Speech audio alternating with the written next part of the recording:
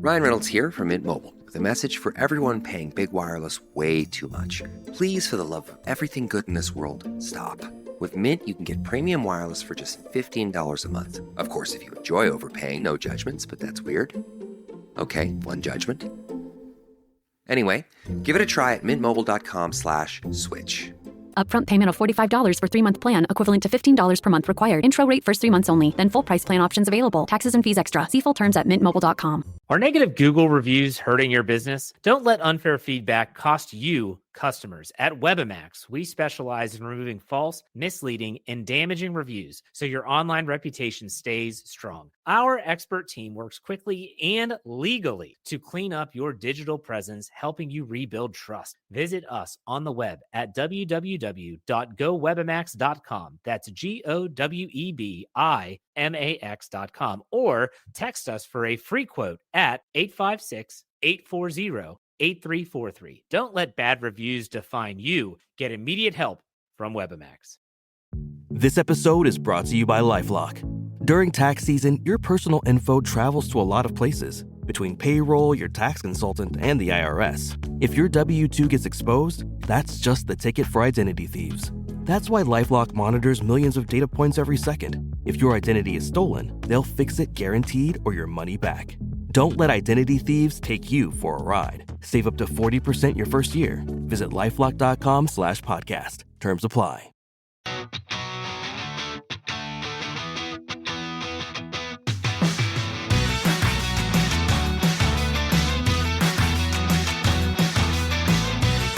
Welcome back to Rams Up, your favorite LA Rams podcast. We are part of the Fans First Sports Network. You can follow us on our YouTube channel as well, at LA Rams Up. I'm your host, Mark. I'll be joined occasionally by my football gurus, Paul and Ian. Let's get to it. Welcome back, Ram fans. Hope you're all doing okay. I got some good news and some bad news. The good news: Jared Verse, as expected, named Defensive Rookie of the Year, and well-deserved. Kind of expected that. I would have been royally pissed off if it had gone to someone else. The voting for that award: Jared Verse, 37 votes. Quinyon Mitchell, the Eagles cornerback, 9. And then Braden Fisk, Tarheeb Still, Kalen Bullock, and Mike Sandstrill, all 1 vote apiece, probably coming from media reps from those cities. I'm only guessing. But Jared Verse, the runaway winner. Now, the bad news: Torry Holt once again passed over for the Hall of Fame. Only 3 modern selections: Eric Allen, Jared Allen, and Antonio Gates. Gates is the only one that I predicted would make it, and well-deserved. And then the senior entry, Shannon Sharp. And he also deserves it too. But I really expected all 3 of those wide receivers to make it. I predicted it: Reggie Wayne, Steve Smith, and Torry Holt. And they all get passed over. And I don't know, folks. Time is running out on these guys. I think it might have been their last shot. Hopefully I am wrong on that. Got a few other things to cover this episode, including my Fearsome Four Questions, bringing that back, first time in a while. I am also going to critique my mock draft number 4 as shared here and on the YouTube channel last night.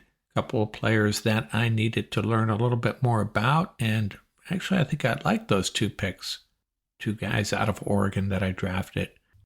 But first, hey, it's episode 656. Let's talk about a Ram who wore number 56, edge rusher, outside linebacker Dante Fowler. Hey, episode 656, let's talk about a player who wore number 56, Dante Fowler.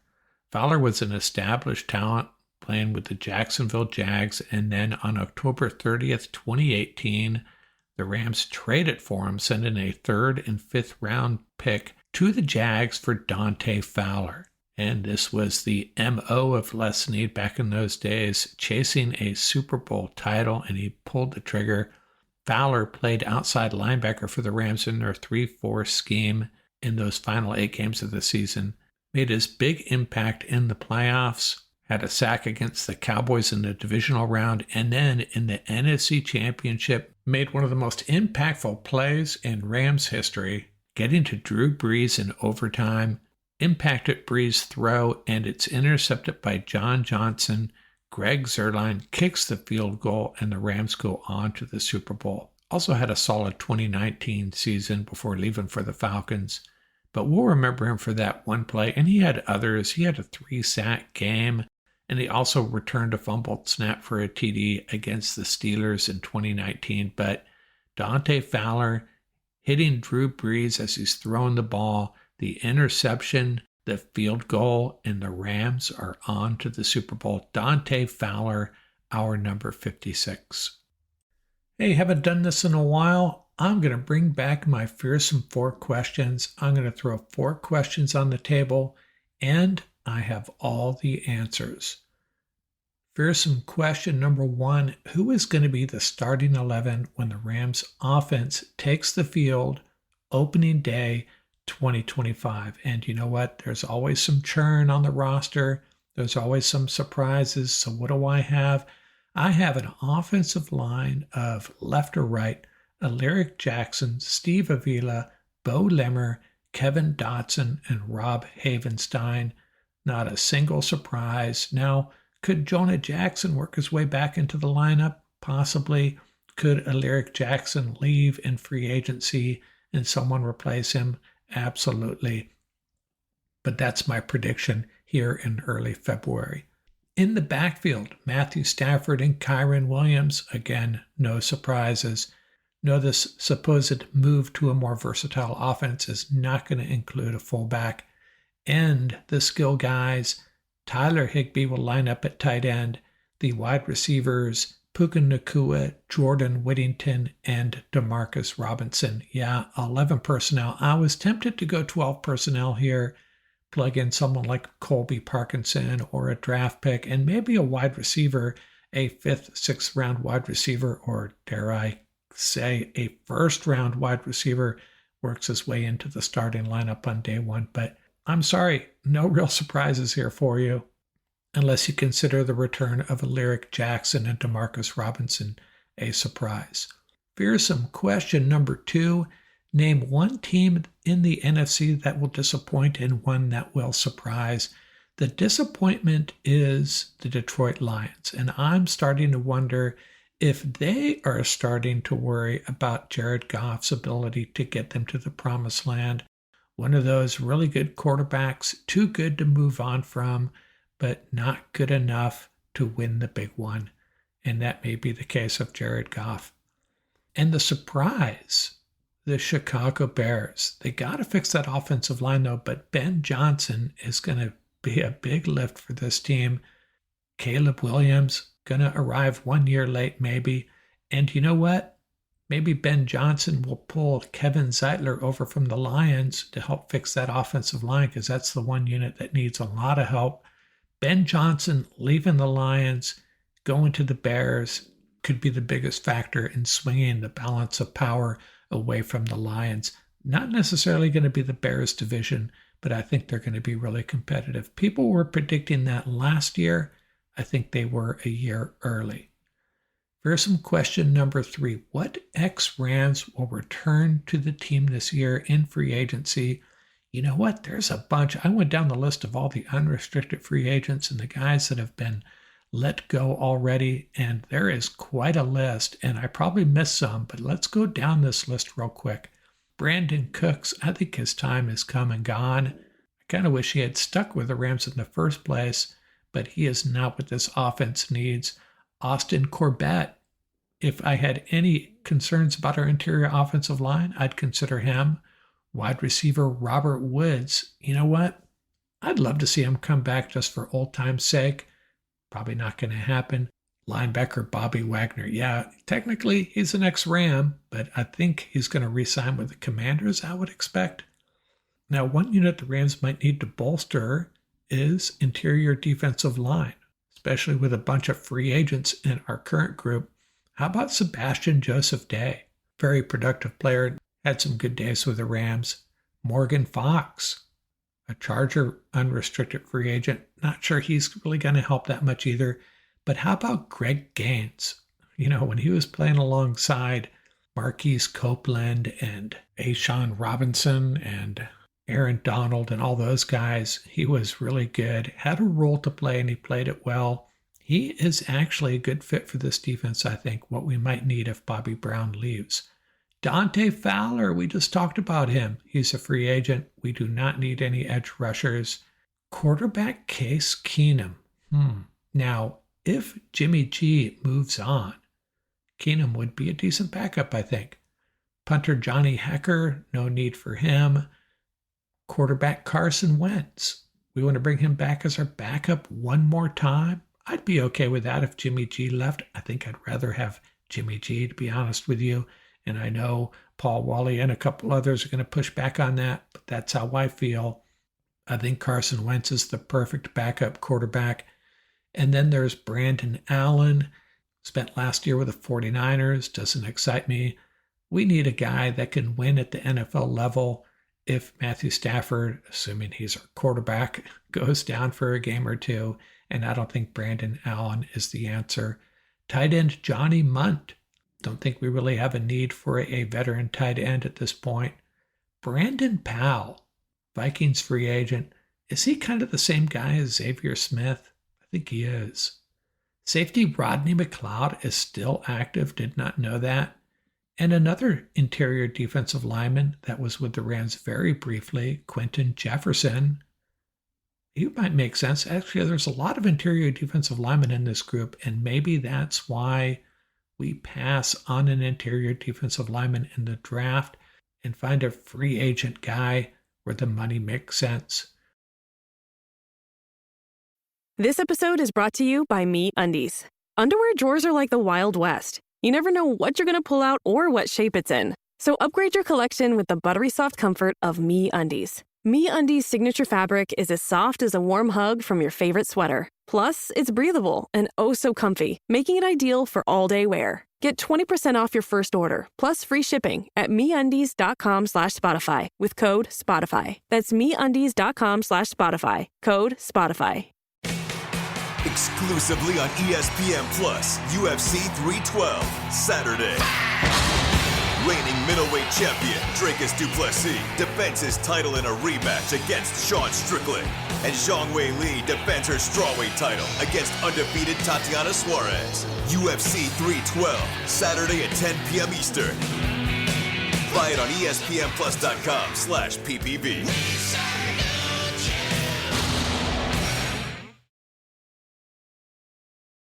Wide receiver Van Jefferson, not happening. Long snapper Jake McQuaid. I think Alex Ward is certainly better than Jake.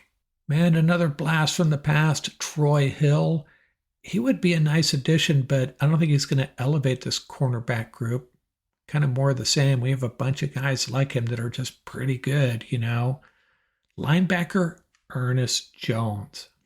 How do we feel about that? I think most of us fans would welcome him back, but something went down, I think, in that locker room that's going to prevent that from happening. Brett Rypien, the backup quarterback for the Vikings, he has been retained, darn it, so he is no longer on the market. Cornerback David Long, remember him, had that big interception in the playoff game against the Cardinals, the shortest pick six in the history of the NFL, or is it just the playoffs? He's not going to really bolster this unit. Jonah Williams, another guy the Rams just keep on going back to. I could see him coming back again. Interior defensive lineman. There is a plethora of them available in free agency. And lastly, wide receiver Ben Skowronek. Not what this team needs now. We only have 3 under contract at the moment. So if McVay thought he had a role for him, I suppose. But I think bringing Tutu or Tyler Johnson back would make more sense. Fearsome question number 4. Are there any 49er free agents that we should be interested in? Well, cornerback Chavarius Ward, how do we feel about that? He would probably immediately become our best cornerback. Question is the price. And hey, it's always good to grab a player from a rival. We haven't done that much with the 49ers. Seems like they've done it to us more often than not. I would be okay with adding Ward and linebacker Dre Greenlaw. Not going to be able to afford both of them. Rams just don't value that position. And how bad is that injury? Is it still lingering?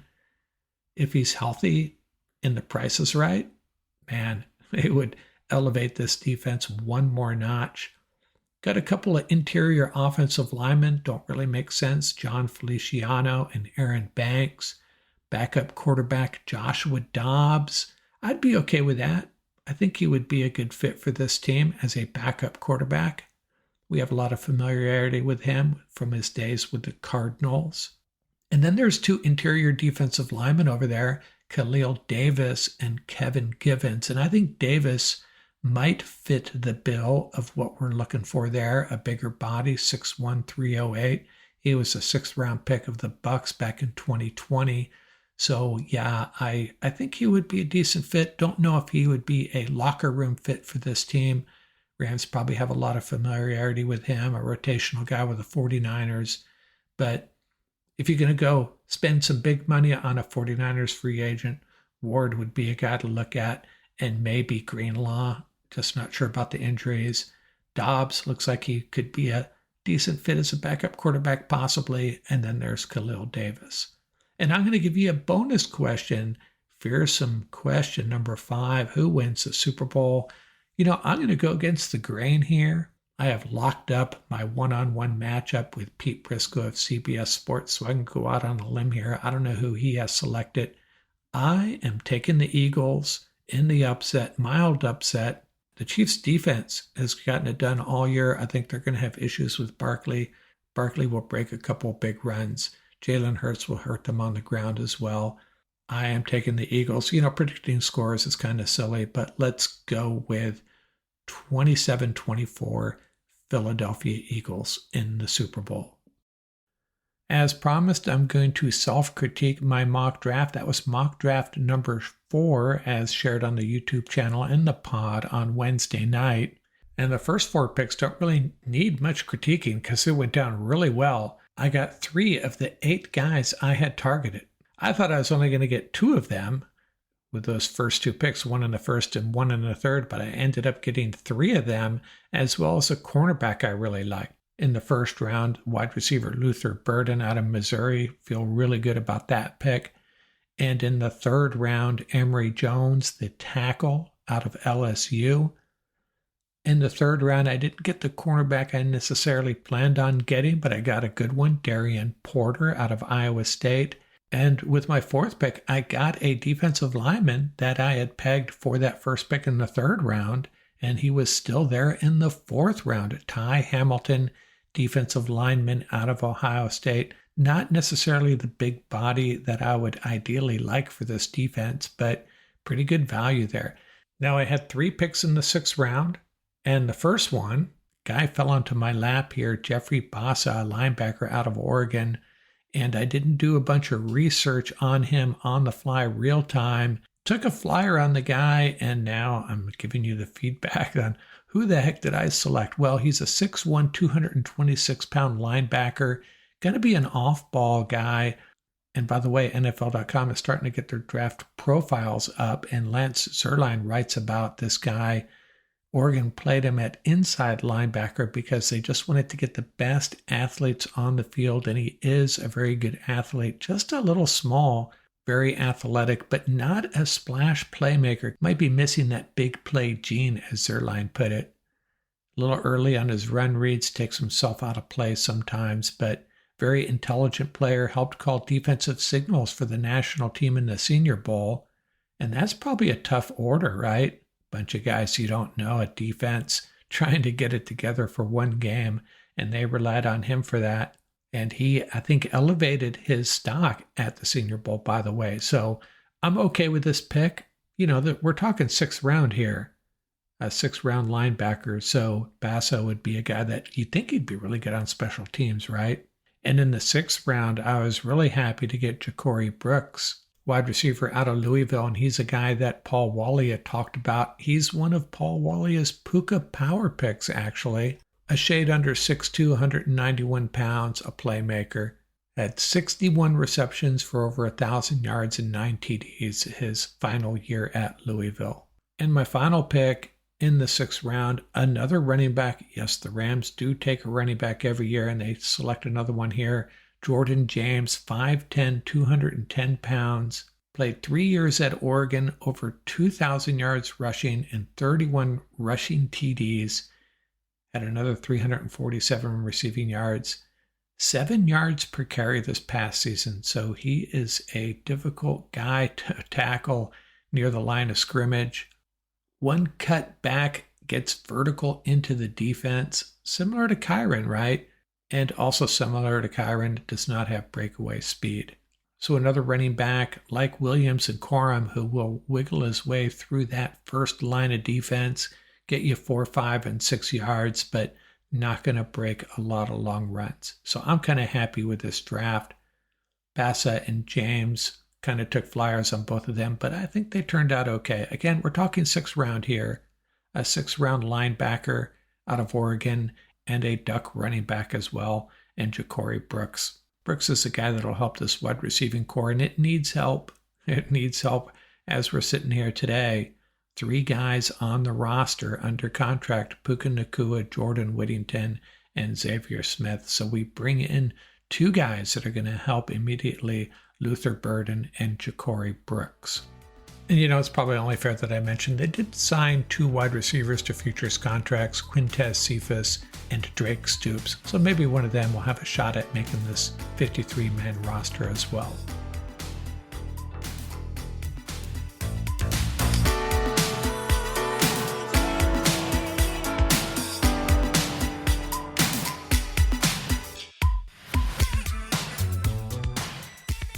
That's going to do it for this episode. Remember, you can reach us at ramsuppodcast@gmail.com. And don't forget about our YouTube channel. Our handle is at laramsup.com. Till next time, keep the horns up, stay safe, and have fun out there.